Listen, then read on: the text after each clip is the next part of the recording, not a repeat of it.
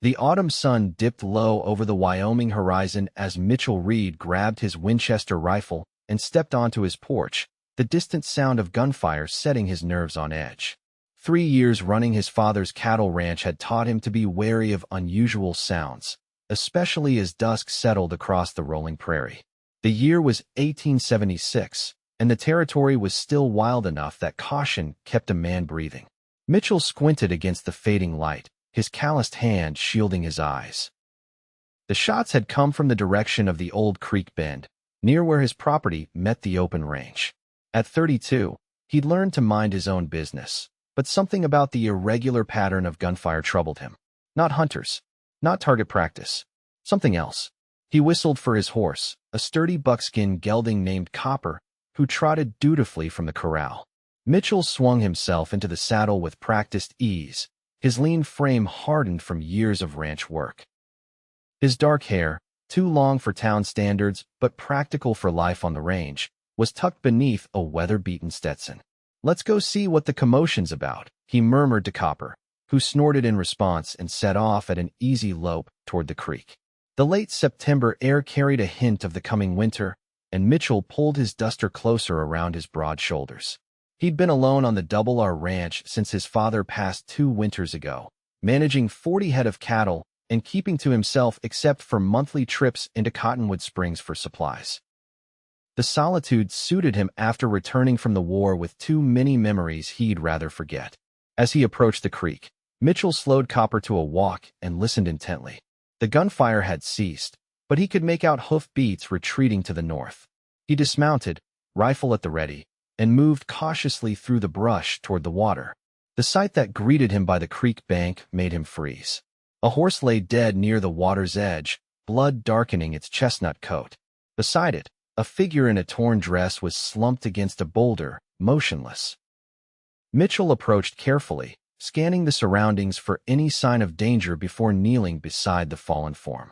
It was a woman, young from the looks of her, with auburn hair tumbling from what had once been an elegant arrangement. Her face was smudged with dirt and blood, a nasty gash across her forehead. Her breathing was shallow but steady. "Madam," Mitchell said softly, touching her shoulder.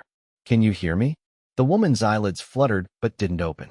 Mitchell glanced around once more, noting the tracks of at least 3 horses heading north. Robbery, most likely. The woman's belongings were scattered around her: a broken valise, torn papers, a lady's boot several feet away. Mitchell made his decision quickly. Night was falling, and leaving her here wasn't an option. He holstered his rifle and gently lifted the unconscious woman, surprised by how light she felt in his arms. He carried her to Copper, who stood patiently nearby, and somehow managed to mount with her cradled against his chest. "Easy now," he murmured to Copper as they began the careful journey back to the ranch house. By the time they reached the Double R, night had fully descended. Mitchell carried the woman inside and placed her on his bed, the only proper one in the house. In the lamplight, he could see her injuries more clearly: the head wound, bruises forming on her face and arms, and what appeared to be a gunshot graze along her upper arm. Mitchell gathered clean cloths, water, and the bottle of whiskey he kept for medicinal purposes. He'd patched up enough cowhand injuries to know the basics, though he felt uncomfortably aware that tending to a lady was different territory altogether. He cleaned the head wound first, relieved to find it wasn't as deep as he'd feared. The graze on her arm was angry-looking but had already stopped bleeding. As he worked, he tried not to notice the delicate features of her face or the way her hair caught the golden lamplight. The woman stirred as he wrapped a clean bandage around her arm, her eyes fluttering open. For a moment, she seemed disoriented, then panic flooded her expression. "It's all right," Mitchell said quickly, keeping his voice low and calm. "You're safe now." "Who?" Her voice cracked, and she winced in pain. "Mitchell Reed. This is my ranch. I found you by the creek." He reached for a cup of water. "Here, drink this slowly." She accepted the water with trembling hands, her eyes a striking hazel color never leaving his face as she assessed whether he was a threat. Mitchell stepped back to give her space. "What's your name?" he asked after she'd taken a few sips. "Hannah," she whispered. "Hannah Lawrence." "Miss Lawrence, do you remember what happened?" Hannah closed her eyes briefly, pain crossing her features. "The stagecoach. We were attacked. 3 men. They shot the driver. When the coach stopped, they demanded valuables. Her voice trembled. I ran when they weren't looking. One of them came after me on horseback. I remember falling. Then nothing. Mitchell nodded grimly. Stagecoach robberies weren't uncommon, though they usually didn't happen so close to Cottonwood Springs. The nearest town is 15 miles from here, he explained. You've got a nasty head wound and what looks like a bullet graze on your arm. I don't think you should be moved until you're stronger. Fear flashed across Hannah's face. I can't impose. It's no imposition, Mitchell said firmly. You need rest, and there's nowhere else for you to go tonight. Hannah seemed about to protest further, but instead closed her eyes, exhaustion clearly overtaking her. Thank you, she murmured. Mitchell watched as she drifted back to sleep, noting the fine quality of her dress despite its current state. Her hands, though scratched and dirty, showed no signs of hard labor. She was clearly a lady of means, perhaps heading west to join family. What would bring someone like her to Wyoming territory? With a sigh, Mitchell gathered his bedroll and spare blanket. He'd sleep in the main room tonight, close enough to hear if she called for help. Tomorrow, he'd figure out what to do next. Dawn broke with a symphony of roosters and birdsong as Hannah Lawrence awoke disoriented in an unfamiliar bed. Pain throbbed in her head and arm as memories of the previous day rushed back the stagecoach, the robbery, running for her life. She tried to sit up but fell back against the pillow as dizziness overwhelmed her. The room was simple but clean, with a wooden dresser, a small table with a wash basin, and a single window framed by faded curtains. Her torn and dirty dress had been removed, leaving her in her chemise and petticoat. The realization brought heat to her cheeks, though she noted the blanket had been carefully tucked around her. Soft footsteps approached, and Hannah tensed until Mitchell Reed appeared in the doorway, carrying a steaming mug. He hesitated at the threshold. May I come in, Miss Lawrence? I've brought you some coffee. His deep voice was gentler than she remembered, his manner respectful despite the impropriety of their situation. Hannah nodded, pulling the blanket higher. Mitchell approached and set the mug on the bedside table. In the morning light, Hannah could see him clearly for the first time. He was tall and broad-shouldered, with a face weathered by sun and wind. His dark hair was longer than was fashionable in Boston, and a few days' worth of stubble shadowed his jawline. But it was his eyes that caught her attention, a warm brown that seemed to hold a depth of experience beyond his years. How are you feeling this morning? He asked, maintaining a respectful distance from the bed. Sore, Hannah admitted, but alive, thanks to you. Mitchell shook his head. I just happened to be in the right place. Your fever broke during the night, which is a good sign. Hannah reached for the coffee, wincing as pain shot through her arm. Mitchell stepped forward instinctively, but stopped himself from touching her. The bullet just grazed you, he explained. Should heal clean if we keep it from festering. Hannah took a careful sip of the coffee, strong and bitter, but warming. You seem experienced with injuries, Mr. Reed. A shadow crossed his face. 4 years with the Union Army teaches a man a few things. He cleared his throat. I've laid out some clothes on the chair there. They'll be too big, but they're clean. I'll step out while you dress. Then we should change those bandages. Hannah nodded gratefully. Mr. Reed, what about the others? From the stagecoach. Mitchell's expression grew grim. I rode out at first light to check. The coach was still there, stripped of valuables. The driver didn't make it. There was one passenger, an older gentleman. He didn't survive either. Hannah closed her eyes, grief washing over her. Mr. Abernathy had been traveling to visit his daughter in Cheyenne. They'd shared conversation and hard candies during the journey. He'd shown her a daguerreotype of his grandchildren. I'm sorry, Mitchell said quietly. I notified the sheriff in Cottonwood Springs. He'll investigate, though these sorts of bandits are rarely caught. Hannah opened her eyes, determined not to cry in front of this stranger who had already done so much for her. Thank you for telling me the truth. Mitchell nodded and turned to leave. Take your time. I'll be in the kitchen when you're ready. Left alone, Hannah gingerly rose from the bed, fighting waves of dizziness. The clothes Mitchell had provided were indeed large, a faded blue shirt and trousers with suspenders, but they were clean and smelled faintly of soap.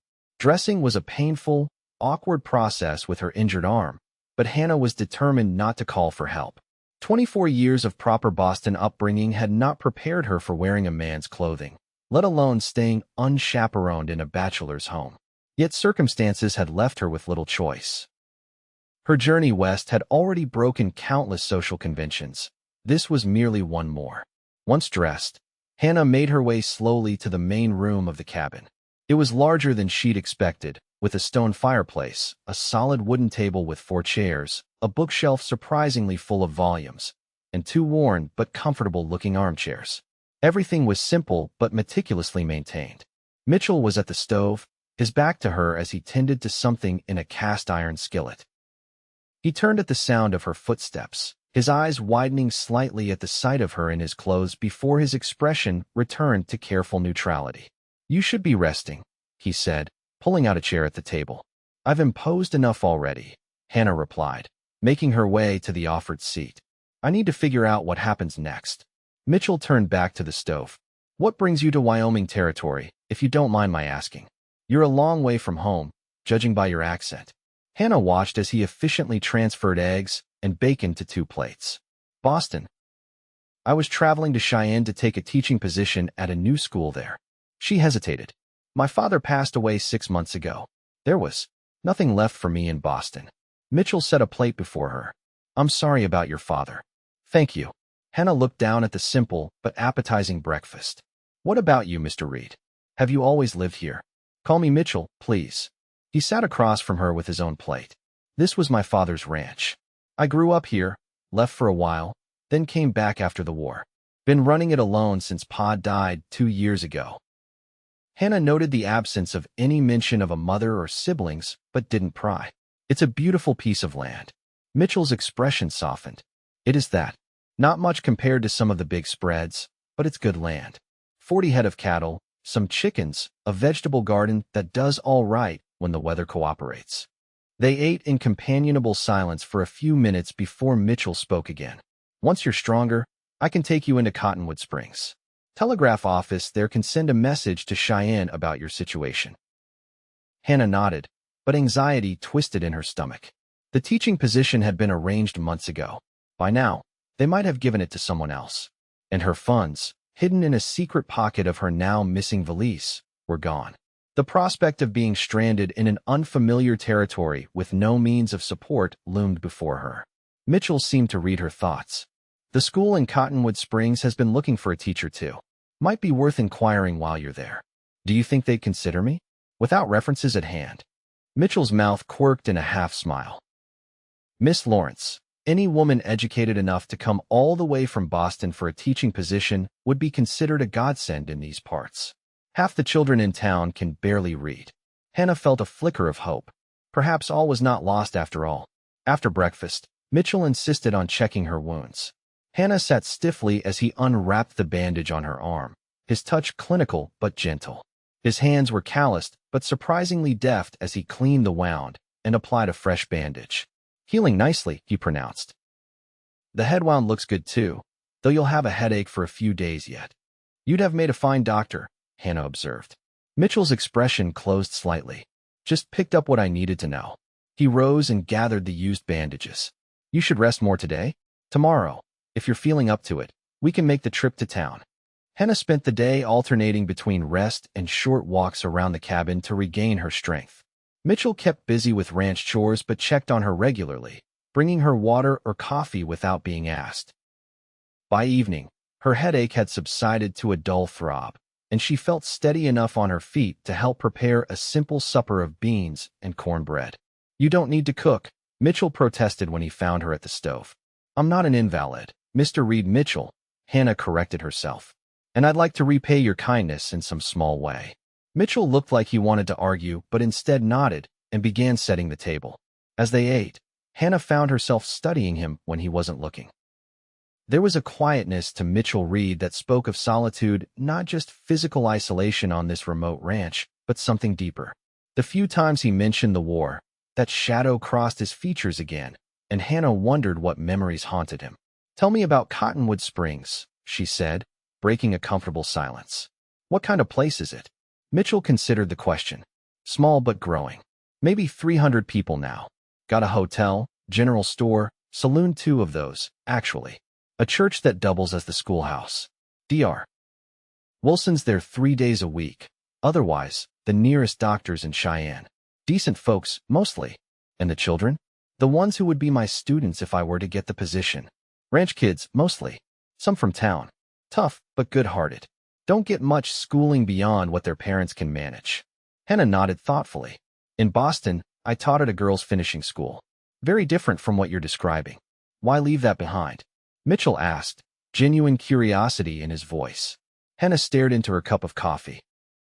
After Father died, the headmistress made it clear that my position was contingent on certain arrangements that I found unacceptable.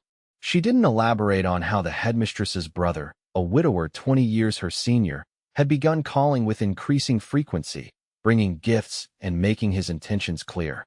Mitchell didn't press for details. Their loss is Wyoming's gain, then. The simple compliment warmed Hannah more than it should have. What about you? Have you never thought of leaving? Seeing more of the country? Saw enough during the war to last a lifetime, Mitchell replied, his tone making it clear the topic was closed. He stood and gathered their plates. You should turn in early if we're riding to town tomorrow. It's not a difficult journey, but it'll tire you in your condition. Hannah recognized the dismissal and rose to help clear the table, ignoring Mitchell's protests.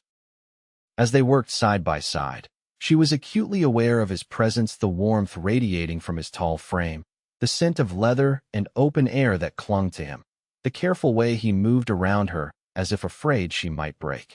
Later, as Hannah lay in Mitchell's bed, despite her insistence that she could take the bedroll on the floor, he had refused to hear of it. She listened to the unfamiliar night sounds of the prairie. Somewhere in the distance, a coyote called, and the wind whispered around the eaves of the cabin. It was a far cry from the crowded streets of Boston, where neighbors lived close enough to hear conversations through open windows. She thought about the teaching position in Cheyenne, wondering if it was still available or if fate had other plans for her. Then her thoughts drifted to Mitchell Reed, the quiet rancher who had saved her life and opened his home to her without question. There was something about him that intrigued her, a depth of character, a steadiness that felt increasingly rare in the men she had known. Hannah drifted to sleep with these thoughts, unaware that in the main room, Mitchell lay awake on his bedroll, similarly preoccupied with thoughts of the unexpected guest who had arrived so dramatically in his orderly life. Morning dawned clear and cool as Mitchell saddled Copper and an older, gentler mare named Daisy for the ride to Cottonwood Springs. Hannah emerged from the cabin wearing the same oversized clothes from the day before, her hair neatly braided and tucked under a hat Mitchell had lent her. Despite the ill-fitting attire, she carried herself with a quiet dignity that impressed him. "Are you sure you're well enough for the journey?" Mitchell asked as he helped her mount Daisy, trying to ignore the way his hands nearly spanned her waist as he lifted her into the saddle. Hannah adjusted her position, grimacing slightly as the movement pulled at her injured arm. "I'm certain. The sooner I sort out my situation, the sooner I can stop imposing on your hospitality." "It's no imposition," Mitchell said, perhaps too quickly. He cleared his throat. "We should reach town by midday if we keep a steady pace." They rode side by side across the rolling prairie, Mitchell keeping Copper to a walk to accommodate Hannah's inexperience with horseback riding. The morning sun bathed the landscape in golden light, illuminating vast stretches of grass swaying in the breeze and distant foothills rising blue against the horizon. "It's beautiful," Hannah said, breaking a comfortable silence. "So different from the east. There's a vastness to it." Mitchell nodded, seeing the familiar landscape through her fresh eyes. "Took me a while to appreciate it again after coming back from the war. Everything seemed too quiet, too empty after all that noise and chaos." He hadn't meant to share that thought aloud and felt oddly exposed. Hannah studied him with those perceptive hazel eyes. "You were at Gettysburg, weren't you? I noticed the map in your bookcase." Mitchell stiffened. Few people managed to get him talking about the war. Among other places. Hannah seemed to sense his discomfort and changed the subject. "Tell me about the school in Cottonwood Springs. How many students might there be?" Grateful for the shift, Mitchell described the current educational situation in town, about 30 children of various ages who attended irregularly, depending on ranch work and the seasons. The previous teacher, an elderly man named Mr. Simmons, had returned east for health reasons 6 months ago, and the town council had been struggling to find a replacement. Most qualified folks aren't eager to settle in a place like Cottonwood Springs, Mitchell explained. Too remote for some, too rough for others. And what about you? Hannah asked. Did you attend school there? Mitchell's mouth quirked in a half-smile. For a few years. Ma insisted, even when Pa said I'd learn more useful things on the ranch. She was right, of course. His expression sobered. She passed when I was 12. Consumption. I'm sorry, Hannah said softly. My mother died when I was young as well. Fever. Their eyes met in a moment of shared understanding before Mitchell looked away, uncomfortable with the unexpected connection. They rode in silence for a while, each lost in private thoughts. As they crested a small rise, Cottonwood Springs came into view in the valley below, a collection of wooden buildings along a main street, with scattered houses and barns spreading outward. It wasn't much compared to eastern towns, but it represented civilization in this corner of Wyoming territory. Not Boston, that's for certain, Mitchell said, watching Hannah's reaction. To his surprise, she smiled. No, but it has its own charm. They rode into town, drawing curious glances from the few people on the street. Mitchell was aware of how they must look Hannah in men's clothing, her face still showing fading bruises, riding beside him as if they were familiar companions. In a small town where gossip spread faster than wildfire, this would certainly set tongues wagging. Their first stop was the sheriff's office, a small building next to the jail. Sheriff Thomas Doyle, a graying man with a perpetually stern expression, listened intently as Hannah recounted the stagecoach robbery. Mitchell added details about finding her and the condition of the other victims. Sounds like the Harker gang, Doyle said, stroking his mustache thoughtfully. They've been hitting stagecoaches between here and Cheyenne for months. Slippery as eels. He turned to Hannah. I'm sorry about your possessions, Miss Lawrence. Not much hope of recovering them, I'm afraid. Hannah nodded, having expected as much. What I'm most concerned about now is contacting the school board in Cheyenne. Is there a telegraph office here? End of the street, Doyle replied. And while you're at it, you might want to speak with Mayor Garrison about our teaching vacancy. His office is above the general store. After leaving the sheriff's office, Mitchell escorted Hannah to the telegraph office, where she sent a message to her contact in Cheyenne explaining her situation. The operator promised a reply would be delivered to Mitchell's ranch as soon as it arrived. Next, they visited Cottonwood Springs' only hotel, where Mitchell arranged a room for Hannah despite her protests about the expense. You need proper rest and recovery, he insisted. And appropriate clothing. Mitchell, I can't accept, consider it a loan, he said firmly. You can repay me once you're settled with employment. Hannah finally relented, though her expression made it clear she wasn't comfortable with the arrangement. The hotel proprietor's wife, Mrs. Jenkins, offered to lend Hannah a dress until she could acquire new clothing, an offer accepted with grateful relief. Their final stop was the mayor's office, where Augustus Garrison, a portly man with an impressive beard and an even more impressive waistcoat, received them warmly once Mitchell explained Hannah's credentials. A teacher from Boston. Garrison exclaimed, pumping Hannah's hand enthusiastically. Providence has smiled upon our little community, Miss Lawrence. We've been desperate for someone of your qualifications. I should mention that I'm still waiting to hear if my position in Cheyenne remains available, Hannah said cautiously. Garrison waved dismissively. Cheyenne has plenty of educated folks passing through. We need you here. He leaned forward conspiratorially. And I'm prepared to offer very competitive terms. Housing included, of course, the teacher's cottage behind the schoolhouse. It's small but comfortable. Mitchell watched Hannah's face as she considered the offer, noting the mix of relief and uncertainty in her expression. He found himself hoping, surprisingly strongly, that she would accept. May I see the school before making my decision? Hannah asked. Of course, of course. Garrison rose eagerly. I'll take you there myself right now. The schoolhouse, as Mitchell had mentioned, shared space with the church, a white wooden building with a small steeple at one end. Inside, simple benches served as pews on Sundays and student desks during the week. A chalkboard hung at the front, and a few tattered books lined a small shelf. It's not much compared to Eastern standards, Garrison admitted as Hannah examined the space. But with someone like yourself in charge, I'm certain we could secure funding for proper desks and books. Hannah walked slowly around the room, running her fingers along the bench tops worn smooth by generations of students.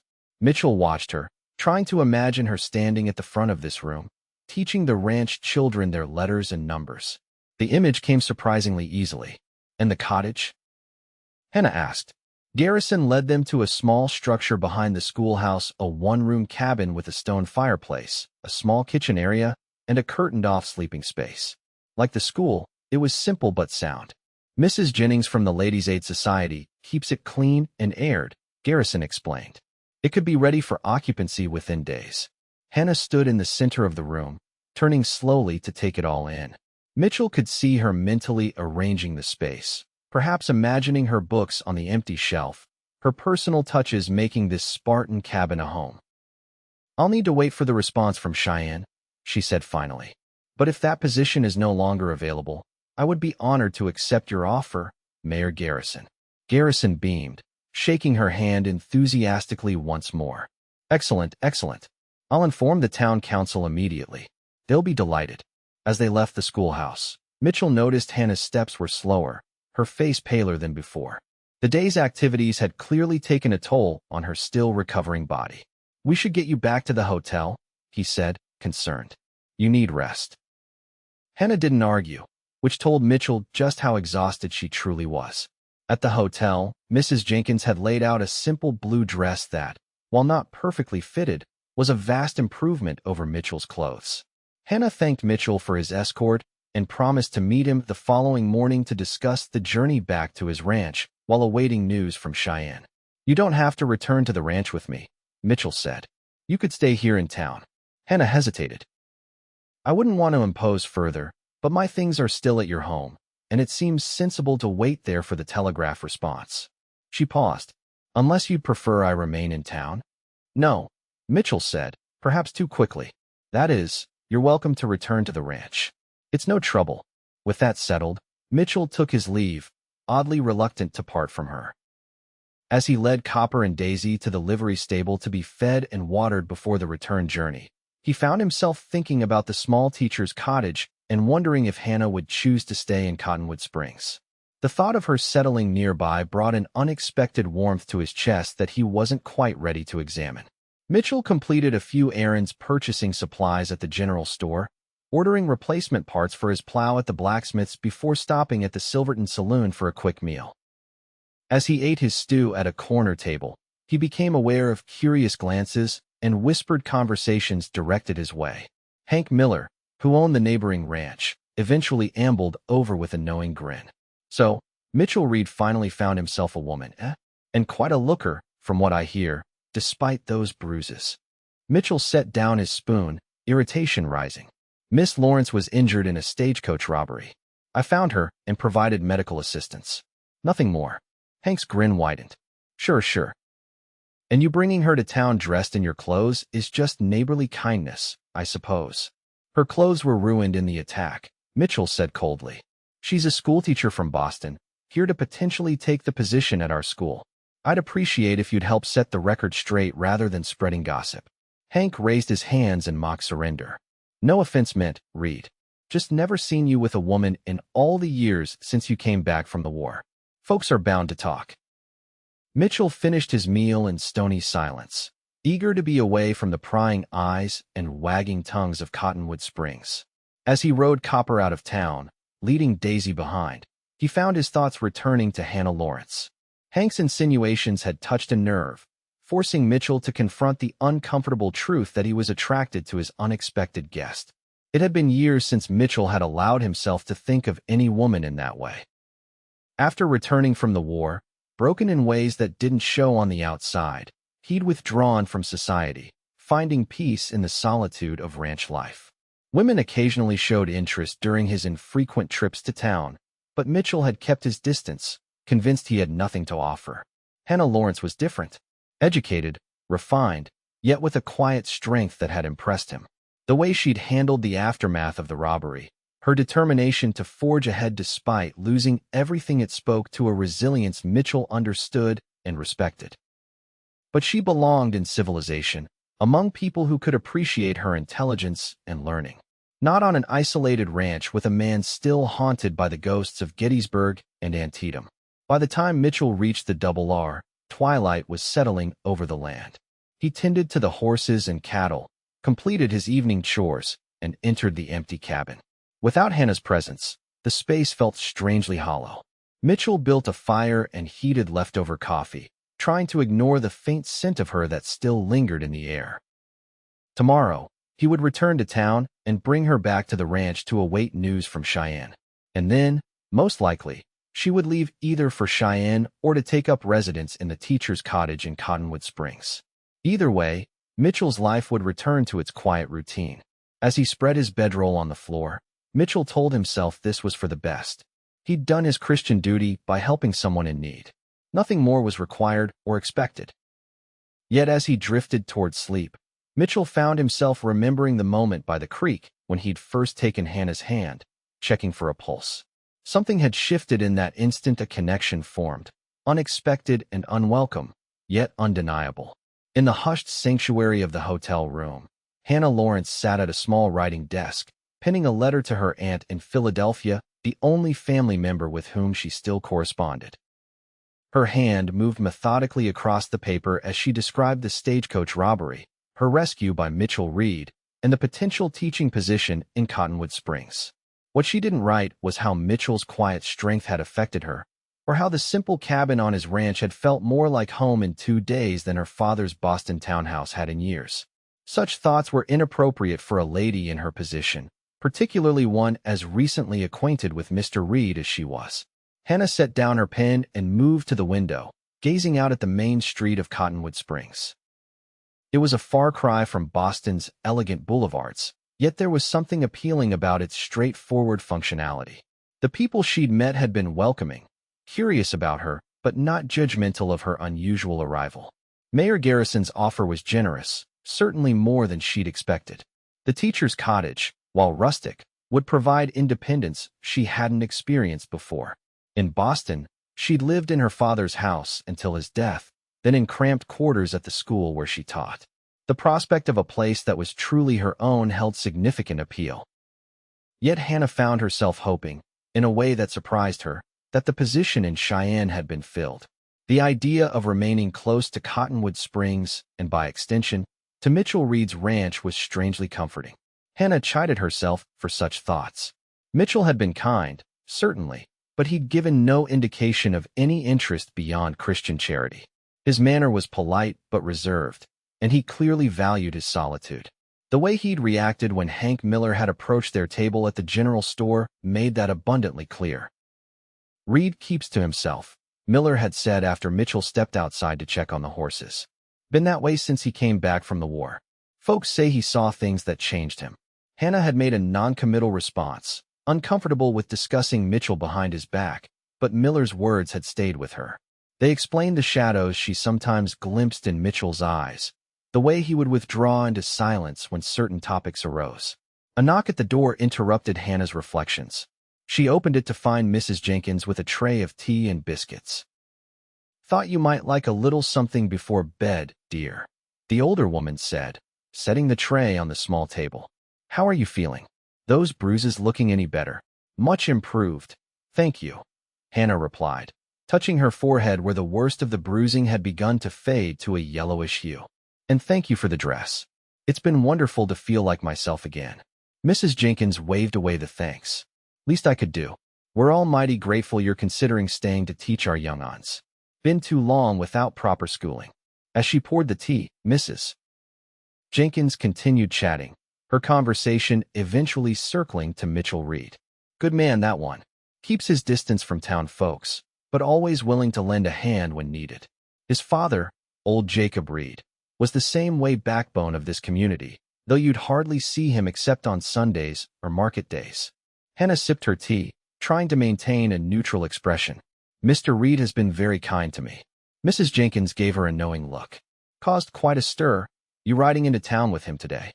Not that anyone's judging, mind you, circumstances being what they were." Hannah felt heat rise to her cheeks. It was a matter of necessity, nothing more. "Of course, dear," Mrs. Jenkins replied, though her tone suggested she wasn't entirely convinced. "Well, I'll leave you to your rest. Mitchell said he'd be by in the morning to escort you back to his ranch." Hannah nodded, wondering what else Mitchell had said and to whom. The complexity of small-town relationships was becoming apparent. News traveled faster here than in Boston, despite the lack of newspapers and telegraph lines within the town itself. After Mrs. Jenkins departed, Hannah finished her tea and prepared for bed, grateful for the clean nightgown the hotelier's wife had provided along with the dress. As she slipped between the sheets, Hannah's thoughts returned to Mitchell Reed's ranch. She'd felt safe there, despite the unusual circumstances.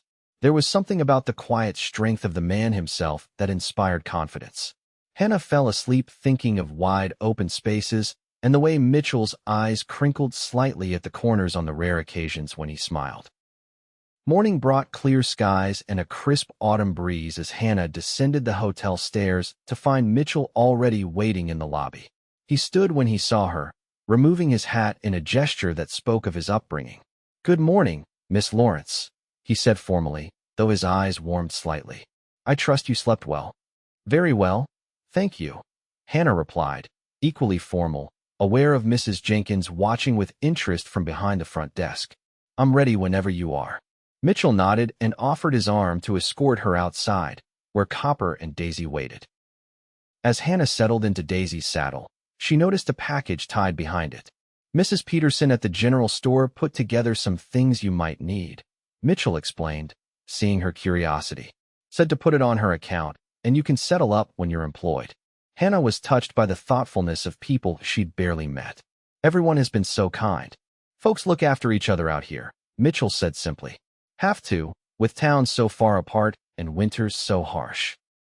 They rode out of Cottonwood Springs at a leisurely pace, Hannah more comfortable on horseback after the previous day's experience.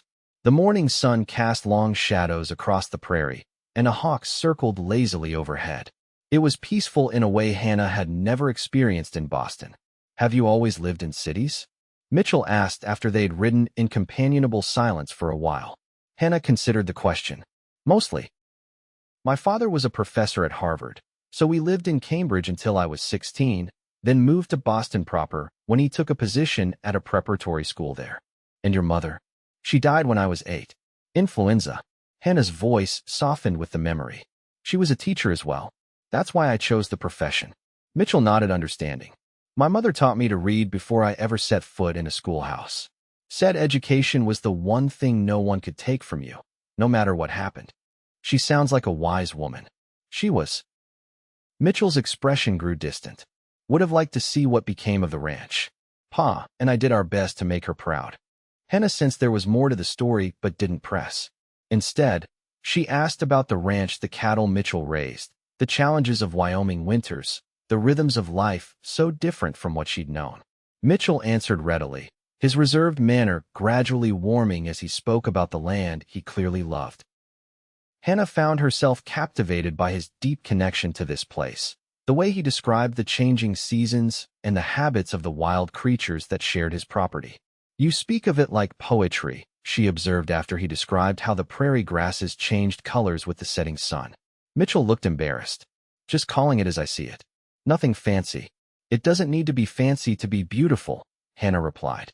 Their eyes met, and something passed between them, a moment of recognition, perhaps, of a shared appreciation for the simple beauty around them.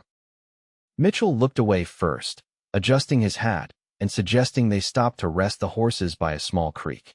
As they dismounted in the shade of a cottonwood tree, Hannah flexed her arm, testing the healing wound. The pain had diminished considerably, though stiffness remained. "How is it?" Mitchell asked, noticing her movement. "Much better. Your doctoring skills are impressive." Mitchell shrugged off the compliment. "Basic field medicine. Nothing special." Hannah watched as he knelt by the creek, filling their canteens with clear water. There was an economy to his movements, a deliberate grace that spoke of a man comfortable in his own skin despite the burdens he carried. She found herself wondering what Mitchell Reed had been like before the war, before whatever experiences had carved those shadows into his eyes. The remainder of the journey passed pleasantly, with conversation flowing more easily between them. By the time the double R came into view, Hannah realized she felt more relaxed in Mitchell's company than she had with anyone in a long time. At the ranch, Mitchell helped her down from Daisy, his hands strong and steady at her waist. Hannah was acutely aware of their proximity, of the scent of leather and pine that seemed to cling to him, before he stepped back to a proper distance. "I'll tend to the horses," Mitchell said. "Make yourself at home." Hannah nodded and carried her package inside, strangely pleased to be back in the simple cabin. She unpacked the items Mrs. Peterson had sent: 2 serviceable dresses, undergarments, a hairbrush, soap, and other necessities. The thoughtfulness of the selection brought tears to Hannah's eyes. These people barely knew her, yet they'd extended such kindness. When Mitchell entered the cabin some time later, Hannah was at the stove, having taken the liberty of starting a pot of coffee. "I hope you don't mind," she said, gesturing to the pot. "I thought you might want some after tending to the animals." Mitchell's surprise was evident. "Not at all. Thank you." As Hannah poured the coffee, she realized how domestic the scene must appear, as if they were a long-married couple going about their daily routine, rather than 2 strangers thrown together by circumstance. The thought brought color to her cheeks. "I should leave you to your work," she said, handing him a cup. "I've already kept you from your duties longer than intended." Mitchell accepted the coffee. "You're no bother, Miss Lawrence." "Hannah," she corrected him.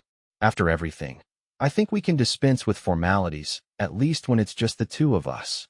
Mitchell nodded slowly. "Hannah, then." The way he said her name, carefully, as if testing the feel of it on his tongue, sent an unexpected warmth through her. "Is there anything I can do to help around the ranch?" she asked. "I'm not accustomed to idleness, and my arm is much improved." Mitchell seemed about to refuse, but reconsidered. "There's mending, if you're so inclined. I'm not much with a needle." Hannah smiled. "I'd be happy to help with that." The next few days fell into an unexpectedly comfortable rhythm. Hannah took over cooking and mending, tasks Mitchell clearly appreciated having taken off his hands. In turn, he showed her around the ranch, explaining the operation in more detail and even teaching her to collect eggs from the henhouse without getting pecked. Each evening, they would sit by the fire after supper, sometimes talking, sometimes reading in companionable silence. Mitchell had an impressive collection of books for a bachelor rancher, and Hannah discovered he had eclectic taste: histories of the West, poetry, even some Greek classics in translation. "My mother's influence," he explained when Hannah commented on the variety. She believed in a well-rounded education. On the 3rd day after their return from town, a rider from Cottonwood Springs delivered a telegraph message for Hannah. Mitchell was out checking the herd, so she opened it alone, her heart pounding. The message was brief, position-filled. "Regrets. Best wishes for future endeavors." Cheyenne Academy Board. Hannah sat heavily in one of the kitchen chairs, the paper clutched in her hand. She'd expected this outcome, had even hoped for it in some ways, but the finality of it still struck her forcefully. Her carefully laid plans, the journey across the country, all coming to this stranded in Wyoming territory with few resources beyond her education and determination. Yet as the initial shock faded, Hannah realized she wasn't devastated. The prospect of taking the position in Cottonwood Springs, of building a life here in this wild, beautiful territory, held a growing appeal. She'd seen the need in the community, had met some of the children who would be her students, had glimpsed the potential for a meaningful contribution. When Mitchell returned in the late afternoon, Hannah was waiting on the porch, the telegram folded in her pocket. He saw her expression and dismounted quickly. "Bad news?" he asked, coming up the steps. Hannah shook her head. "Not bad, just final. The position in Cheyenne has been filled." Mitchell's face remained carefully neutral. "I'm sorry to hear that." "I'm not," Hannah said, surprising herself with the certainty in her voice. "I've decided to accept Mayor Garrison's offer. Cottonwood Springs needs a teacher, and I need a fresh start." Something flickered in Mitchell's eyes: relief? Pleasure? It was gone too quickly for Hannah to be certain. "The town's fortunate to have you," he said simply. Hannah smiled. "I hope they'll still think so after I've been teaching for a while. I have some rather progressive ideas about education." Mitchell's mouth quirked in that half-smile that Hannah had come to look for. "I'd expect nothing less." That evening as they ate supper, Hannah broached the subject of her departure. "I should return to town tomorrow, if you're able to take me. Mayor Garrison said the cottage could be ready quickly, and I'd like to prepare for classes to begin as soon as possible."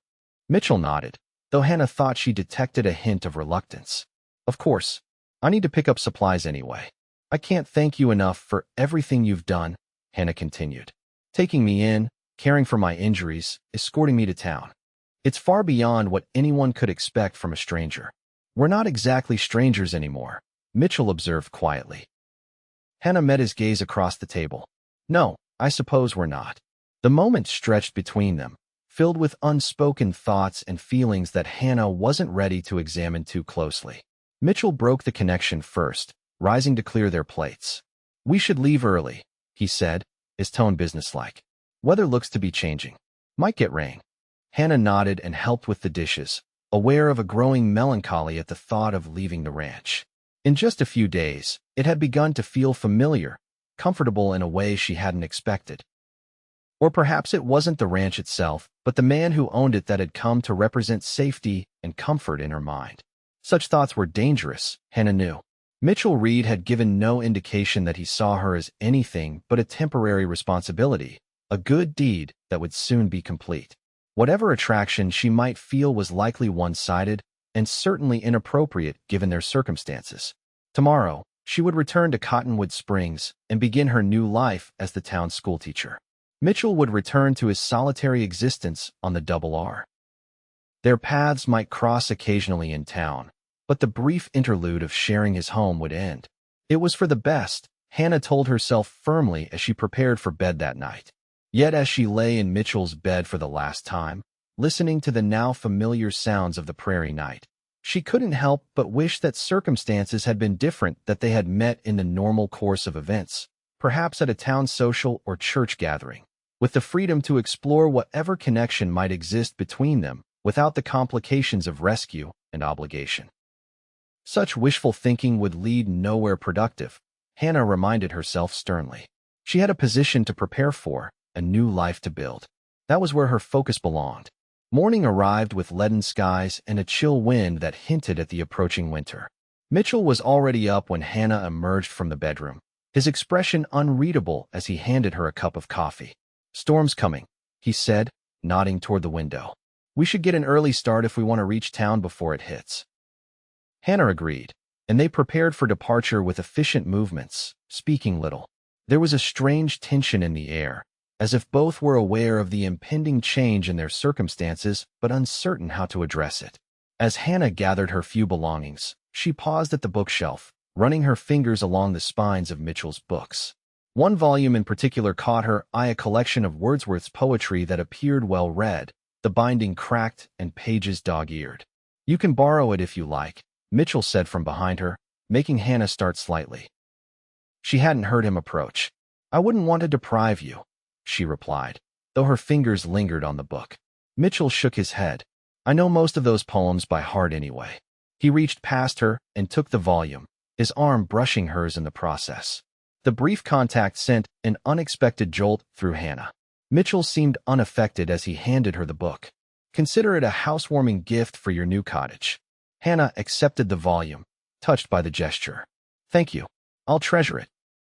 Soon they were mounted and riding toward Cottonwood Springs, the darkening sky urging them to maintain a brisk pace. Conversation was minimal, partly due to the need for haste and partly, Hannah suspected, because neither knew quite what to say. They were within sight of town when the first fat raindrops began to fall. By the time they reached the main street, the rain was coming down in earnest, forcing them to make directly for the schoolhouse rather than stopping at the hotel as originally planned. Pastor Williams, who also served as head of the school board, was just leaving the church when they arrived. He hurried to help Hannah dismount as Mitchell secured the horses under the building's small overhang. Miss Lawrence, we weren't expecting you today, the pastor said, ushering them inside the church. Mayor Garrison told us you'd accepted the position. Wonderful news. Hannah thanked him, dripping rainwater onto the wooden floor. Mitchell followed them in, removing his hat and running a hand through his damp hair. Is the cottage ready? Hannah asked, thinking longingly of dry clothes and a warm fire. Very nearly, Pastor Williams replied. Mrs. Jennings and some ladies from the church have been cleaning and stocking it with basics. I'd be happy to show you now, if you'd like. Hannah glanced at Mitchell, who nodded encouragingly. Go ahead. I'll see to the horses and bring your things once you're settled. The cottage, when Pastor Williams led her to it through the steadily increasing downpour, was indeed nearly ready for occupancy. A fire had been laid in the hearth, though not yet lit, and the simple furniture had been arranged to make the small space as functional as possible. A narrow bed with a patchwork quilt stood in the curtained alcove, a rocking chair near the fireplace, and a small table with 2 chairs by the single window. "It's not fancy," Pastor Williams apologized, "but it's sturdy and weather-tight." "It's perfect," Hannah said sincerely, already envisioning how she would make the space her own. "Thank you for preparing it so quickly." The pastor helped her light the fire, then excused himself to attend to other duties, promising to return later with introductions to the school board members. Left alone, Hannah changed into one of the dry dresses from her package and hung her wet clothes near the fire to dry. A knock at the door announced Mitchell's arrival with her belongings. He stepped inside, water streaming from his duster, and set down the package Mrs. Peterson had provided along with a few other items from his saddlebags. "Pastor Williams says to tell you he's arranged for hot meals to be delivered this evening and tomorrow, until you can stock your own provisions," Mitchell said, remaining near the door as if uncertain of his welcome in this new space. "That's very kind," Hannah replied, suddenly awkward in Mitchell's presence. This was her home now, not his, and the shift in their relationship was palpable. "Won't you sit down? At least until the rain eases." Mitchell hesitated, then nodded and took one of the chairs at the small table after removing his wet duster. Hannah busied herself making coffee with the supplies that had been left for her, grateful for the familiar task to occupy her hands. "The cottage suits you," Mitchell observed as she set a steaming mug before him. "Cozy," Hannah smiled, glancing around the small space. "It will be, once I've added a few touches." They lapsed into silence, sipping their coffee as the rain drummed on the roof. Hannah struggled to find words adequate to express her gratitude for everything Mitchell had done, while also acknowledging the strange intimacy that had developed between them during her stay at his ranch. "Mitchell," she began finally, "I want to thank you properly for all you've done. If you hadn't found me by the creek that day, anyone would have done the same," he said, dismissing her thanks with a slight wave of his hand. "Perhaps, but it wasn't anyone. It was you." Hannah met his gaze steadily. "And I'm grateful it was." Something shifted in Mitchell's expression, a softening around his eyes. "I'm glad I was there too." The moment stretched between them, laden with unspoken thoughts. Hannah was acutely aware of how improper it was to be alone with him in her new home, yet she couldn't bring herself to suggest he leave. Mitchell broke the silence. "I should go? Let you get settled." He rose from the chair, reaching for his still damp duster. Hannah stood as well. "Of course. You have a long ride back to the ranch." Mitchell nodded, donning his hat. "I'll be in town again next week for supplies. Perhaps I could check how you're settling in." "I'd like that," Hannah said, too quickly. She flushed slightly. "That is, I'd appreciate knowing how Daisy is doing. I've grown fond of her." A smile tugged at the corner of Mitchell's mouth. "I'll be sure to bring a full report on her health." They stood facing each other in the small space, neither making a move toward the door. The rain continued its steady rhythm on the roof, creating a cocoon of sound around them. "Hannah," Mitchell said finally, his voice lower than before. A sharp knock at the door interrupted whatever he had been about to say. Hannah startled, then moved to answer it, finding Mrs. Jennings on the threshold with a covered tray. "Thought you might appreciate a hot meal, dear," the older woman said, eyes moving curiously from Hannah to Mitchell. "Oh, Mr. Reed, I didn't realize you were still here." "Just leaving, Mrs. Jennings," Mitchell said, his expression closing like a shutter. "Good day, Miss Lawrence." "Mrs. Jennings." With a tip of his hat, he was gone, stepping past Mrs. Jennings into the rain without a backward glance. Hannah watched him go, wondering what he had been about to say before the interruption. Mrs. Jennings bustled in, setting the tray on the table and immediately beginning to chatter about town news and the upcoming school term. Hannah responded appropriately, but her thoughts remained with the tall, quiet rancher who had ridden back into the storm, returning to his solitary life on the Double R. Over the next 2 weeks, Hannah threw herself into preparing for the school term. The town council had approved funds for new readers and slates, and Hannah organized the classroom, developed lesson plans for students of varying ages and abilities, and made visits to families with school-age children to introduce herself. The cottage gradually took on her personality as Hannah added small touches, wildflowers in a jar on the table, her books arranged on the shelf, a cushion she'd sewn for the rocking chair. It was becoming home, slowly but surely. Yet Hannah couldn't deny that she watched for Mitchell Reed whenever she was in town.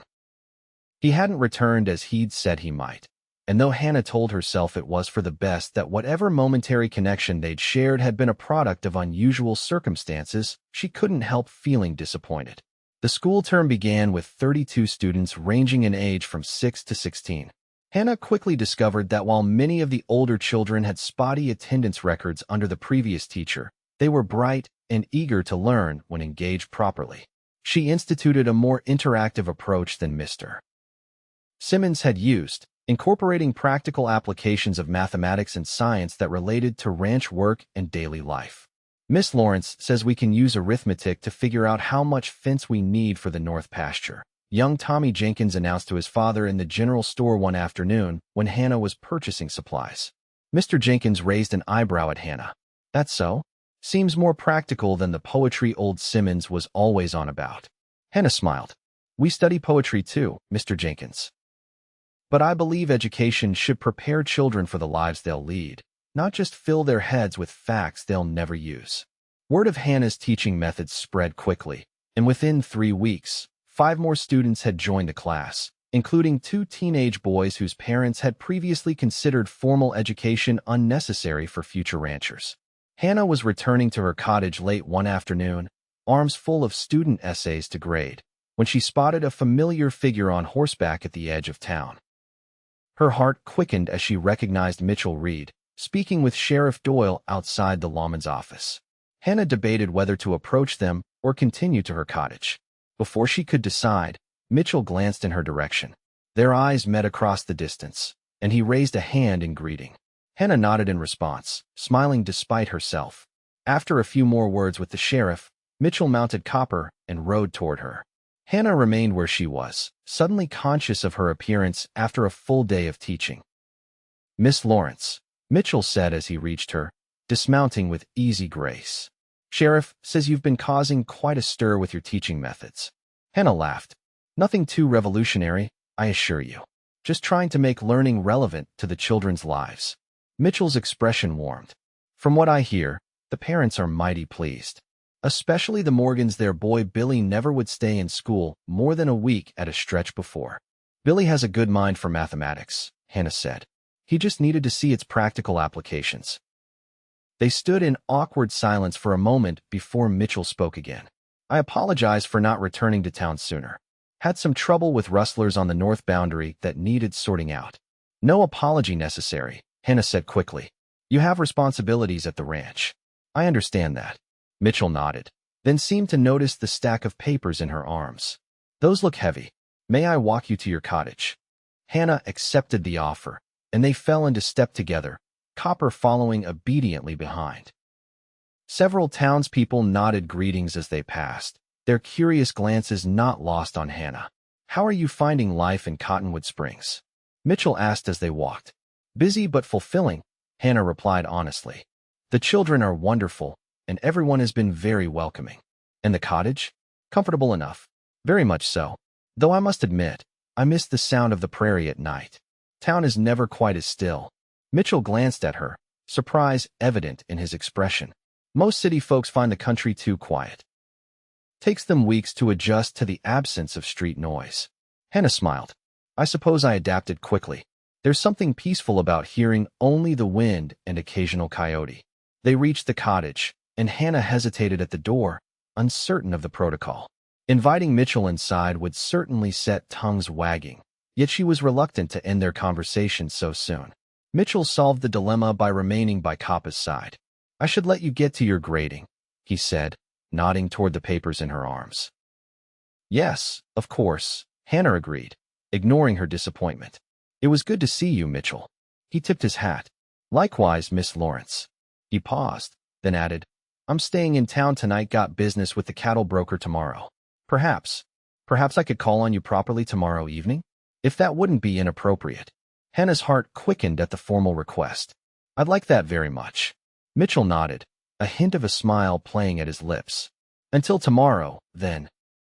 Hannah watched him lead Copper toward the livery stable, a warm feeling spreading through her chest. Only when he disappeared from view did she enter her cottage, unable to suppress the smile that had taken residence on her face. The following day passed in a blur of lessons and anticipation. Hannah found herself checking the clock more frequently than usual, dismissing the children precisely on time rather than allowing the customary few minutes of friendly conversation after lessons ended. Back at her cottage, Hannah changed into her best dress, a dark blue calico with white trim that Mrs. Peterson had ordered specially from Cheyenne. She arranged her hair more carefully than usual, securing it with her mother's silver combs, the only jewelry she'd managed to keep with her during the stagecoach robbery. At precisely 7 o'clock, a knock sounded at her door. Hannah took a deep breath, smoothed her skirts, and opened it to find Mitchell Reed standing on her threshold, hat in hand. He'd clearly made an effort with his appearance. His dark hair was neatly trimmed, his shirt and vest freshly pressed, his boots polished to a shine. "Good evening, Miss Lawrence," he said formally, though his eyes warmed as they took in her appearance. "You look lovely." Hannah felt a blush rise to her cheeks. "Thank you. Please, come in." Mitchell stepped inside, handing her a small bouquet of late wildflowers. "Not much blooming this time of year, but I thought you might like these." Hannah accepted the flowers, touched by the gesture. "They're beautiful. Thank you." She placed them in a jar of water and set them on the table, aware of Mitchell watching her movements. "I thought perhaps we might walk to the hotel for supper," Mitchell suggested. "Unless you'd prefer somewhere else." Hannah smiled. The hotel would be perfect. As they walked through town together, Hannah was acutely aware of the glances and whispers that followed them. Mitchell seemed to notice as well, his posture stiffening slightly. "Does it bother you?" Hannah asked quietly. "The gossip?" Mitchell considered the question. "Not for myself, but I wouldn't want it to damage your standing in the community. I think Cottonwood Springs is more concerned with whether I can teach their children than with who escorts me to dinner," Hannah replied. "Besides, there's nothing improper about two adults dining together." Mitchell's expression eased somewhat. "No, there isn't. Though in a town this size, people will talk regardless." At the hotel dining room, they were shown to a corner table with a view of the street. The hotel owner's wife served them personally, her curious glances barely disguised as she took their order. Once they were alone, Mitchell seemed to relax, and conversation flowed more naturally. He told Hannah about the cattle sale he'd arranged that morning, and she shared amusing stories about her students' progress. Billy Morgan asked if you might visit the school sometime to explain cattle breeding. Hannah mentioned as they enjoyed apple pie for dessert. "He's particularly interested in how traits are passed down through generations." Mitchell looked surprised. "Me? I'm no expert." "You've been breeding cattle successfully for years," Hannah pointed out. "That's expertise enough for a 12-year-old boy with an interest in ranching." Mitchell considered this. "I suppose I could, if you think it would be helpful." "I do," Hannah said warmly. "Several of the children come from ranching families. Connecting their education to skills they'll need in the future helps maintain their interest." Mitchell nodded thoughtfully. "My mother would have approved of your approach. She always said education should be practical as well as enlightening. She sounds like a remarkable woman. I wish I could have known her." "She would have liked you," Mitchell said quietly, meeting Hannah's eyes across the table. The simple statement carried more weight than its words alone suggested. After dinner, Mitchell walked Hannah back to her cottage, their pace unhurried despite the chill in the evening air. Neither seemed eager for the evening to end. At her door, Hannah turned to face him. "Thank you for a lovely evening, Mitchell." "The pleasure was mine," he replied, his voice lower than usual. He hesitated, then added, "I've missed our conversations these past weeks." Hannah's heart quickened at the admission. "As have I." They stood facing each other in the moonlight, the air between them charged with unspoken feelings. Mitchell took a small step closer, then stopped himself. "Hannah," he began, uncertainty clear in his expression. "I'm not a man of many words, and I've been alone a long time. But since finding you by that creek, things have changed for me." Hannah held her breath, afraid to shatter the moment with any movement or sound. "I can't offer much," Mitchell continued. "Just a simple ranch and a life that's more work than ease. But I'd be honored if you'd allow me to call on you again. Properly, with the community's knowledge and approval." Hannah felt warmth spread through her chest at the formal request. In the small community of Cottonwood Springs, this was as good as a declaration of serious intent. "I would like that very much," she replied softly. Mitchell's expression lightened, relief and pleasure washing across his features. Slowly, giving her ample time to withdraw if she wished, he reached for her hand. When Hannah didn't pull away, he raised it to his lips in a gesture that belonged more to Boston drawing rooms than Wyoming territory. The touch of his lips against her skin sent a shiver through Hannah that had nothing to do with the evening chill. When Mitchell straightened, their eyes met and held. "Good night, Hannah Lawrence," he said, his voice rough with emotion. "Good night, Mitchell Reed," she replied, reluctantly withdrawing her hand from his. With a tip of his hat, Mitchell turned and walked away, his stride steady but unhurried. Hannah watched until he disappeared around the corner before entering her cottage, her hand still tingling where his lips had touched it. As autumn deepened into winter, Mitchell's visits to town became more frequent. He came for supplies, he said, or to sell cattle, or to discuss matters with the town council. Yet he always found time to call on Hannah, sometimes for dinner at the hotel, sometimes for a simple walk through town, occasionally for quiet evenings in her cottage with the door left properly open despite the chill. The townspeople quickly grew accustomed to seeing them together.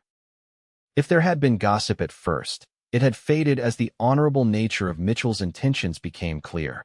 Pastor Williams had even taken Mitchell aside after church one Sunday to express his approval of the match, a conversation that had left Mitchell red-faced but pleased when he related it to Hannah later. Hannah's position as the town's teacher had solidified as well. The children were making remarkable progress, and parents commented favorably on her methods. When the first snowfall came in late November, Hannah organized a special science lesson outdoors, demonstrating properties of water and temperature that kept the children engaged despite the cold. "Miss Lawrence says snow is just frozen rain, but with a special shape because of how it freezes in the air," young Sarah Miller informed her mother loudly in the general store one afternoon. Mrs. Peterson, arranging fabric bolts nearby, smiled at Hannah. "You've got them all excited about learning, even things they've seen their whole lives but never thought about." Hannah thanked her, pleased by the community's acceptance of her teaching methods. As she gathered her purchases, Mrs. Peterson leaned closer. "Mitchell Reed was in earlier," she said in a conspiratorial tone. "Bought a new shirt and asked my opinion on the color. First time I've seen that man care about such things in all the years I've known him." Hannah felt her cheeks warm but maintained her composure. "Mr. Reed is coming to speak to the children about cattle breeding tomorrow. Perhaps he wanted to make a good impression on the students." Mrs. Peterson's knowing smile suggested she didn't believe this explanation for a moment. "Of course, dear. I'm sure that's it entirely." Mitchell's presentation to the class the following day was indeed impressive, though Hannah suspected it had little to do with his new blue shirt. He spoke clearly and patiently, explaining complex concepts in terms the children could understand, and answering their numerous questions with surprising patience. "Mr. Reed, why do some calves have different colors than their ma and pa cows?" Tommy Jenkins asked after Mitchell had explained the basics of inheritance. Mitchell thought for a moment. "Well, Tommy, it's like how you might have your father's dark hair but your mother's blue eyes. Animals inherit different traits from both parents, and sometimes traits from grandparents or even great-grandparents can appear." The children were fascinated, especially when Mitchell invited them to visit the Double R in the spring to see the new calves. Hannah watched from her desk, heart swelling with pride at how naturally Mitchell interacted with her students despite his usual reserve with adults. After class, as the children filed out, Mitchell lingered at Hannah's desk. "You were wonderful," she told him sincerely. The children were completely engaged. Mitchell looked pleased but dismissed the compliment. "Just talking about what I know? You're the one doing the real teaching day after day." Hannah smiled, gathering her papers. "Teaching is easier when students can connect lessons to things they care about. Your cattle breeding explained heredity better than any textbook could." Mitchell watched her organize her desk, a thoughtful expression on his face. "Would you like to come to the ranch this weekend?" he asked suddenly. "If the weather holds, we could ride out to the North Ridge. The view is spectacular when there's snow on the distant mountains." Hannah looked up, surprised by the invitation. They hadn't been alone together at the ranch since she'd moved to town. I'd like that very much. I'll come for you Saturday morning, if that suits. Mitchell suggested, clearly pleased by her acceptance. Hannah nodded, already looking forward to seeing the double R again and to spending time with Mitchell away from the watchful eyes of Cottonwood Springs. Saturday dawned clear and cold, the kind of winter day when the sky seems impossibly blue against the white landscape. Mitchell arrived at Hannah's cottage early, driving a small sleigh rather than riding Copper. Thought this might be more comfortable than horseback, he explained as he helped Hannah into the sleigh, tucking warm blankets around her legs. The journey to the Double R was pleasant despite the cold, the sleigh runners gliding smoothly over the packed snow. Mitchell pointed out landmarks along the way: a fox den beneath a fallen log, an eagle's nest high in a dead cottonwood, the distant line of hills where he'd tracked a mountain lion the previous winter. Hannah found herself studying his profile as he spoke, noting how relaxed he seemed away from town, how his eyes crinkled at the corners when he smiled. The reserve that had characterized their early interactions had gradually melted away, revealing a man of depth, intelligence, and unexpected tenderness. The ranch looked different in winter, the buildings standing stark against the snow-covered landscape. Yet as they approached, Hannah felt a sense of homecoming that surprised her. Something about this place, with its simple beauty and honest purpose, resonated with her in a way Boston never had. Mitchell helped her from the sleigh and led her inside the cabin, where a fire already burned in the hearth. The interior was much as Hannah remembered it, though perhaps a bit tidier than during her stay. "It hasn't changed," she said, removing her coat and gloves. "Not much reason to change things," Mitchell replied, hanging their outerwear by the door. "Though it seemed larger before you left." The simple admission of how her absence had affected him touched Hannah deeply. She moved to the bookshelf, running her fingers along the familiar volumes, stopping at the space where the Wordsworth had been the book Mitchell had given her, which now occupied a place of honor on her own small shelf in the cottage. "Coffee," Mitchell offered, moving to the stove. "Please," Hannah replied, turning to watch him move efficiently around the kitchen she'd briefly called her own. While the coffee brewed, Mitchell stoked the fire and pulled 2 chairs closer to the hearth. They sat with their steaming mugs, talking easily about changes on the ranch, Hannah's students, the approaching Christmas celebrations in town. "The children are preparing a program," Hannah mentioned. "Recitations and carols, mainly. Pastor Williams has asked if they might perform it during the Christmas Eve service." Mitchell nodded. "Town tradition. My mother used to help organize it years ago." He hesitated, then added, "Will you be staying in town for Christmas, or?" "I have nowhere else to go," Hannah said simply. "Cottonwood Springs is my home now." Mitchell's expression softened. "I'm glad to hear that." They finished their coffee, and Mitchell suggested the ride to the North Ridge before the afternoon light began to fade. Hannah bundled up again, and they set off on horseback, Mitchell leading the way along a trail barely visible beneath the snow. The ridge, when they reached it, offered a view that took Hannah's breath away. Miles of pristine white landscape stretched before them, rolling hills giving way to distant mountains shrouded in blue haze. The vastness of it, the untamed beauty, made Hannah's heart swell. "It's magnificent," she breathed, reining Daisy to a stop beside Copper. Mitchell nodded, his eyes on the horizon. "This is my favorite spot on the ranch. Reminds me how small we are in the grand scheme of things." Hannah understood what he meant. After the war, with its senseless carnage and chaos, this view would have offered perspective, a reminder that the world continued, vast and indifferent to human struggles. "Thank you for sharing it with me," Hannah said softly.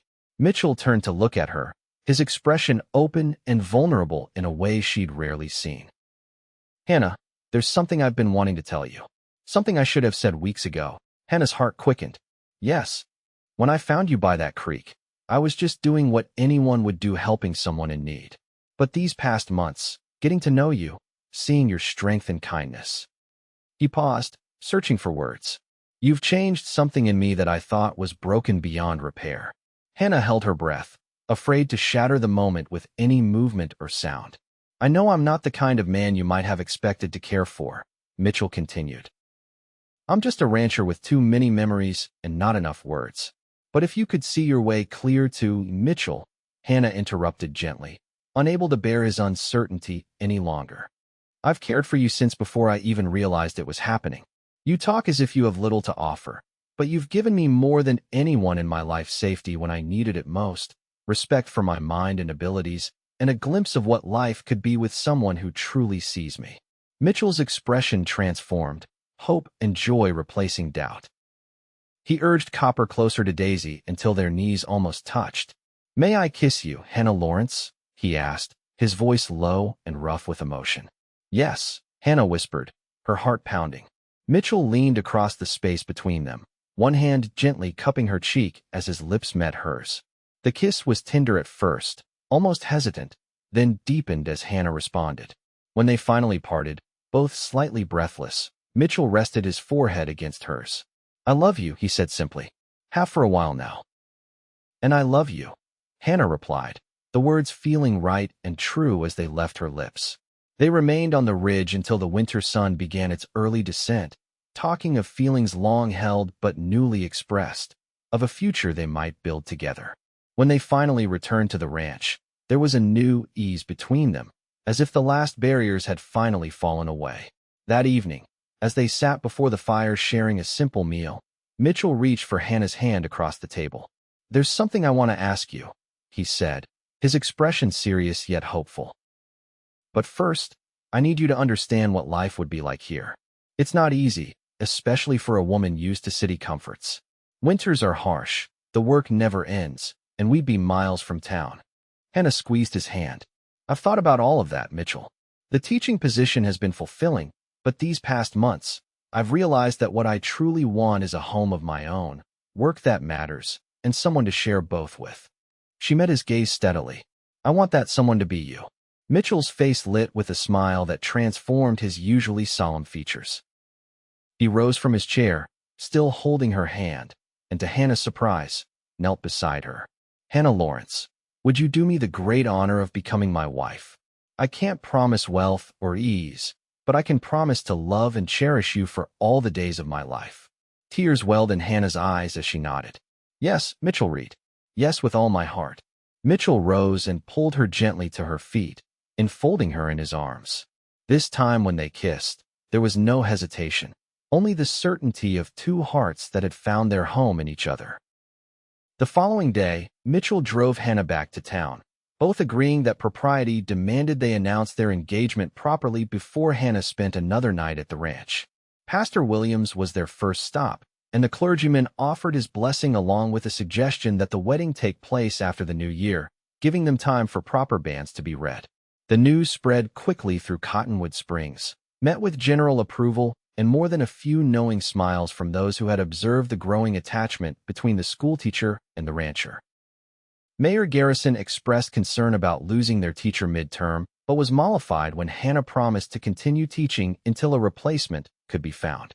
"Besides," Mitchell added, "the ranch isn't so far that Hannah couldn't ride in daily if needed, at least until spring when the work gets heavier." Christmas came and went in a flurry of celebrations. Hannah's students performed beautifully at the Christmas Eve service, making her proud of their progress. Mitchell attended both the service and the town's social afterward, looking somewhat uncomfortable in his Sunday best, but determined to support Hannah. On Christmas Day, Mitchell presented Hannah with a simple gold band set with a small pearl. "It was my mother's," he explained as he slipped it onto her finger. "Pa gave it to me before he passed, said it should go to the woman I chose to share my life with." Hannah blinked back tears, touched by the significance of the gift. "It's beautiful, Mitchell. I'll treasure it always." Her gift to him was more practical: a fine leather-bound journal and fountain pen. "For recording ranch business," she explained. "Or perhaps for writing down those thoughts you claim you don't have enough words for." Mitchell smiled, running his fingers over the smooth leather. "Thank you, though I'm not much of a writer." "You might surprise yourself," Hannah replied. "Your mother clearly valued words and ideas. Perhaps that appreciation runs deeper in you than you realize." The weeks leading up to their wedding passed in a blur of preparations. Hannah divided her time between teaching and readying herself for life as a rancher's wife. Mitchell expanded the cabin's second bedroom, which had served mainly for storage, into a proper room that would eventually become a nursery. On a crisp January afternoon, with snow blanketing the ground outside the church, Hannah Lawrence became Hannah Reed. The ceremony was simple but heartfelt, attended by nearly the entire population of Cottonwood Springs. Hannah wore a dress of deep blue velvet that Mrs. Peterson had ordered specially from Cheyenne, with Mitchell's mother's lace collar carefully stitched to the neckline. Mitchell, standing tall and proud in a new suit, stumbled slightly over his vows, but spoke with such evident sincerity that several of the ladies in attendance dabbed at their eyes. When Pastor Williams pronounced them man and wife, Mitchell's kiss was brief but tender, mindful of their audience, yet conveying a promise of more to come. The celebration afterward at the town hall was lively, with music, dancing, and enough food to feed twice the number present. Hannah found herself passed from well-wisher to well-wisher, accepting congratulations and advice in equal measure. "Never thought I'd see the day Mitchell Reed took a wife," Sheriff Doyle commented as he partnered Hannah for a dance. "That war changed him, made him keep to himself. You've brought him back to the land of the living, Miss Hannah." Before Hannah could respond, Mitchell appeared at her elbow, claiming his bride for the next dance. As they moved across the floor, Mitchell's hand warm at her waist, Hannah studied his face more relaxed and open than she'd ever seen it. "Happy, Mrs. Reed?" he asked, the new name bringing a smile to both their faces. "Completely," Hannah replied. "And you?" Mitchell's eyes, warm and tender, held hers. "More than I ever thought possible." That night, they returned to the Double R Ranch as husband and wife. Mitchell carried Hannah across the threshold of the cabin, setting her gently on her feet in the main room, which had been transformed with fresh curtains Hannah had sewn and a new braided rug before the hearth. "Welcome home," Mitchell said softly, his hands still at her waist. Hannah looked up at him, at this man who had rescued her, respected her, and finally loved her. "I already am home," she replied. "Wherever you are." Mitchell's kiss was different now, no longer restrained by propriety or uncertainty, but deep and passionate, expressing all the love and desire he'd held in check for months. Hannah responded with equal fervor, her arms twining around his neck, her body pressing close to his. Later, as they lay together in the quiet darkness of their bedroom, Mitchell's arm a comforting weight across her waist, Hannah reflected on the extraordinary journey that had brought her to this place, this man, this life. 6 months ago, she had been a Boston schoolteacher with careful plans for a respectable but lonely future. Now she was Hannah Reed, wife of a Wyoming rancher, with a home and community that valued her for exactly who she was. "What are you thinking?" Mitchell murmured, his breath warm against her hair. Hannah turned in his arms to face him. "That sometimes the worst moments of our lives lead us to the best. If that stagecoach hadn't been robbed, if you hadn't found me by that creek." Mitchell brushed a strand of hair from her face. "I used to think similarly about the war, that if I hadn't gone, I wouldn't have come back broken inside." His voice was thoughtful in the darkness. "But if I hadn't experienced that darkness, I might not have recognized the light when it came." Hannah pressed a kiss to his chest, over his heart. "We're not defined by what happens to us, but by how we choose to live afterward." Mitchell tightened his arms around her. "And I choose to live with you, Hannah Reed, for all the days we're granted." "And I with you," Hannah whispered, settling into his embrace as sleep began to claim them both. Outside, snow fell softly on the Wyoming landscape, covering the Double R Ranch in a blanket of white. Inside, Mitchell and Hannah Reed slept in each other's arms, their separate journeys having converged into a single path forward, one they would walk together through whatever lay ahead. Spring came to Wyoming territory in fits and starts, warm days followed by sudden snowstorms, muddy thaws giving way to hard freezes. Yet by April, the prairie was beginning to green, and the first wildflowers appeared in sheltered hollows. Life on the Double R settled into a rhythm as Hannah and Mitchell adjusted to marriage and their shared responsibilities. Hannah had continued teaching until March, when Mayor Garrison finally secured a replacement, a young widow from Denver with teaching experience and a desire for a fresh start. Now Hannah devoted herself to the ranch, learning from Mitchell and discovering skills she'd never imagined possessing. She could gather eggs without being pecked, milk the cow Mitchell had purchased as a wedding gift, and even help with the spring calving when necessary. One evening in late April, as they sat on the porch watching the sunset, Mitchell reached for Hannah's hand. "Happy?" he asked, a question he still posed regularly, as if checking that she hadn't regretted her choice. Hannah smiled and nodded. Very, though I miss the children sometimes. Mitchell studied her face in the fading light. You're good with them. Natural.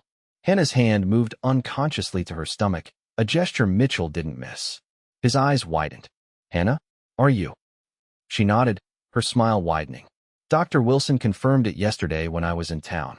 By his estimation, we should expect our own little student around November. Mitchell's face transformed with wonder and joy. He pulled Hannah gently into his arms, one hand coming to rest protectively over her still flat stomach. A baby, he said, his voice thick with emotion. Our baby. Hannah leaned into his embrace, savoring the moment. I thought perhaps we could use the bedroom you expanded if it's a boy, and add a small addition if it's a girl. Eventually, we might need more room if, Mitchell silenced her with a kiss. We'll build whatever we need. The house, the ranch, it's all for our family now. Family. The word held new meaning now, encompassing not just the two of them, but the child growing beneath Hannah's heart and any others who might follow. A dynasty of Reeds on this land that Mitchell loved so deeply. As the sun disappeared behind the distant mountains, painting the sky in shades of pink and gold, Hannah thought of the strange path that had led her here, the tragedy of the stagecoach robbery, the pain of her injuries, the uncertainty of waking in a stranger's home. All of it had seemed like misfortune at the time, yet it had led to this perfect moment, this perfect life. What are you thinking? Mitchell asked, echoing his frequent question. Hannah turned in his arms to face him, placing her hand on his cheek. That sometimes the worst moments of our lives lead us to the best. That day, when you found me by the creek, when you touched my hand to check for a pulse, everything changed. Mitchell covered her hand with his own. For both of us. As darkness settled over the Double R Ranch, Mitchell and Hannah Reed sat together on their porch, hands entwined, hearts full, looking forward to the future they would build together, a future neither could have imagined that autumn day when fate had brought them together beside a creek in the wilds of Wyoming territory. Their story, like the land itself, had only just begun.